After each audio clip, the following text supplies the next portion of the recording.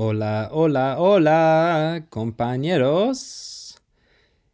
In today's Edpuzzle, your first official assignment, I will be walking you through kind of two objectives.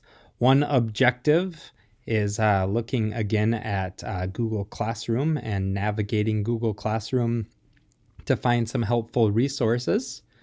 And then we will get into our first actual learning quest here today, which will be learning about 5 basic questions and how to respond to those 5 basic questions.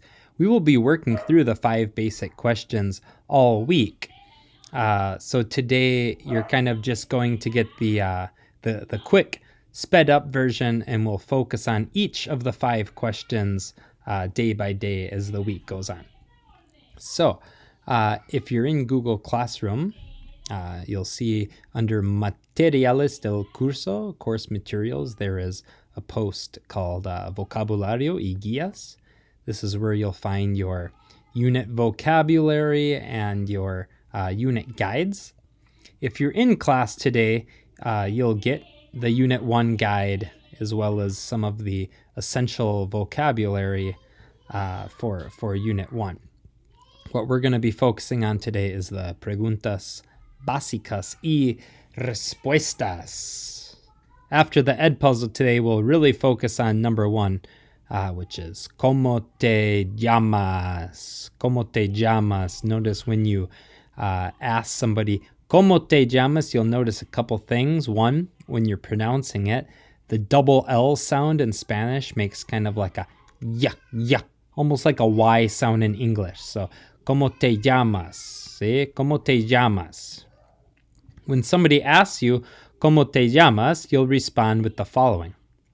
Me llamo, and your name. ¿Cómo te llamas? Me llamo Profe Broom. Okay, can you piece together what we're asking?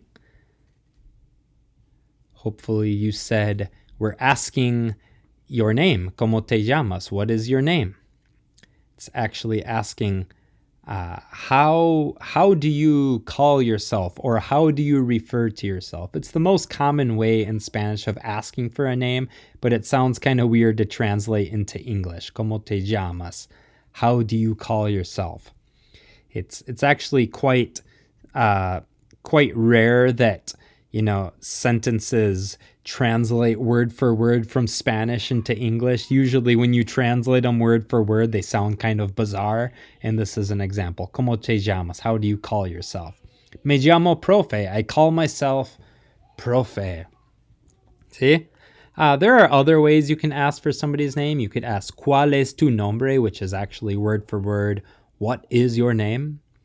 And if somebody asks you ¿Cuál es tu nombre? You could say Mi nombre es Profe, for example. Or ¿Quién eres? Who are you?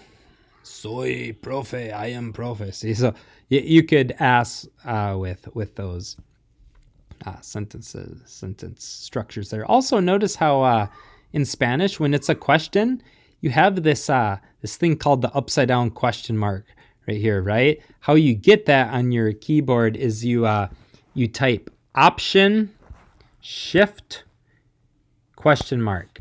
Oops, I have my Spanish keyboard on, so I'm going to put my English keyboard back on and type Option Shift question mark, and it'll give you an upside down question mark. See? Pregunta número 2. ¿Cómo estás? Probably the most basic question in Spanish. ¿Cómo estás? How are you? Somebody asks you, ¿Cómo estás? You say, estoy bien, I'm fine. Estoy más o menos, I'm so-so. O estoy mal, I'm doing poorly.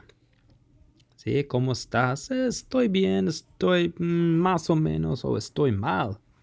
See, there are obviously other ways you could respond. Estoy feliz, I'm happy. Estoy cansado, I'm tired. See, etc., etc. ¿De dónde eres? Where are you from? Soy de, and you say the place that you're originally from, the place you're born. ¿De dónde eres? Soy de los Estados Unidos, for example. I'm from the USA. O soy de Minnesota, Estados Unidos, ¿sí? ¿Cuántos años tienes?